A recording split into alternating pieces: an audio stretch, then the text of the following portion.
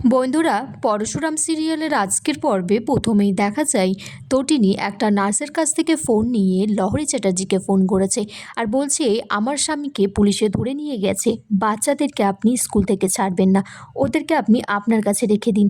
তটিনী বলছে শিবপ্রসাদকে পুলিশে ধরে নিয়ে গেছে, আমার উপর একটা হামলা হয়েছিল, ও সেখানে গুলি চালিয়েছে। লহরী চ্যাটার্জি তখন বলছে শিবপ্রসাদ গাঙ্গুলি আর তটিনীর উপর হামলা হলে প্রথমে কার নাম মাথায় আসে? তখন তটিনী বলছে আপনি কাকে ইশারা করছেন? তখন লহরী বলছে কর্ণ চ্যাটার্জিকে। লহরী তারপর কর্ণ চ্যাটার্জির কাছে গেছে। কর্ণ চ্যাটার্জি বলছে তুমি যে এতদিন পরে এই বাড়িতে এসেছো আমাকে অপমান করার জন্য। কবির তখন লহরী চ্যাটার্জি তার মাকে বলছে তুমি আমার বাবার সাথে এই রকমভাবে কথা বলতে পারো না, আমি আমার বাবাকে ভালোবাসি। তখন লহরী বলছে তোমার বাবা হতে পারে, কিন্তু তোমার বাবা তোমাকে মানুষ করতে পারেনি আর নিজেও ভালো বাবা হয়ে উঠতে পারেনি। লহরী তারপর লাট্টু পিকুকে ডেকে আনে। কর্ণ চ্যাটার্জি বলছে ওরা এখানে কি করছে? তখন লহরী চ্যাটার্জি বলছে কারণ ওর মা এখন হসপিটালে আর ওর বাবা এখন থানায় আছে। লহরী চ্যাটার্জি বলছে ওর বাবা মা অতি সাধারণ মানুষ, ওর বাবাকে থানায় আটকে রেখে খুব অন্যায় করা হচ্ছে আর এর পিছনে আছেন আপনি কর্ণ চ্যাটার্জি। লহরী তখন কর্ণ চ্যাটার্জির কাছে জানতে চাই হসপিটালে তটিনীর উপর যে অ্যাটাকটা করেছে সেটা কে? আরাধ্যা তখন বলছে আমি এইসব বিষয়ে কিছু জানি না, কিন্তু লহরী চ্যাটার্জি বলছে আমি জানি, এর পিছনে আছে কর্ণ চ্যাটার্জি আর তার পিছনে দুজন ইন্ধন জাগিয়েছে, জিৎ মুখার্জি আর সত্যজিৎ মুখার্জি। ওরা যে কোনোভাবে বিজিত লাহিড়ীকে তুলে আনতে চায়, তারপর আয়ুষের মতো একটা মেয়ের সাথে ওই কালপিটটার বিয়ে দিতে চায়।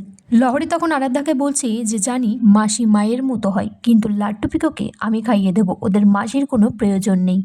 লহরী চ্যাটার্জি তখন এটাও বলে যে আমি থানায় গিয়ে বলবো যে এর পিছনে কর্ণ চ্যাটার্জি আছে। কর্ণ চ্যাটার্জি তখন লহরীকে বলছে তটিনী কে, ওর আসল পরিচয় কিন্তু তুমি জানো না। তখন পিকো বলছে মাম্মি তো মাম্মিই হয়, মাম্মির আবার আসল পরিচয় কেন হবে?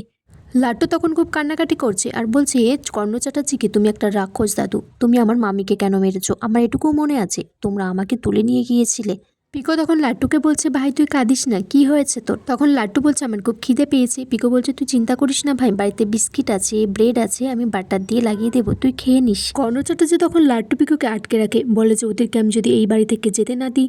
তখন লাড্ডুকে বলে তুমি তো বিরাট কোহলির মতো খেলতে জানো, যাও খেলা করো, তারপর তোমাদের পছন্দের মতো খাবার খাওয়ানো হবে, বাসমতি চালের বিরিয়ানি, মাটন সব খাবে, বার্গার খাবে, পিৎজা খাবে, বলো। তখন লহরী চ্যাটার্জি বলছে ওদেরকে একদম তুমি ছোবে না। কর্ণ চ্যাটার্জি তারপর লাট্টু পিকোকে কবিরের কাছে রেখে দেয় আর লহরীকে বাড়ির চৌকাঠ থেকে বার করে দেয় আর বলে যে খুব দুঃখিত, দ্বিতীয়বার তোমাকে বাড়ির চৌকাঠ থেকে আমি বার করে দিচ্ছি। এরপর বিজিত লাহিড়ী আসবে, তারপর সেখানে আসবে তটিনী গাঙ্গুলি আর সে এসে তার সত্যিটা বলবে। তখন লহরী চ্যাটার্জি বলছে সত্যি মানে তটিনীর কোন সত্যি?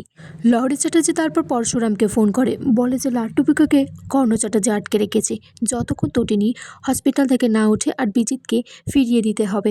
তখন ফোনটা আরাধ্যা নাই, আরাধ্যা নিয়ে বলছে জামাইবাবু বিজিত লাহিড়ী ফিরে আসলে আমি তোমার বাচ্চা দুটোকেই ফিরিয়ে দেবো আর ওরা এখানে ভালোই থাকবে, ভালো মন্দ খেতে দেবো, ওদের এখানে বিদেশি সাইকেল আছে, খেলবে ওরা, কোনো অসুবিধা হবে না তোমার বাচ্চাদের।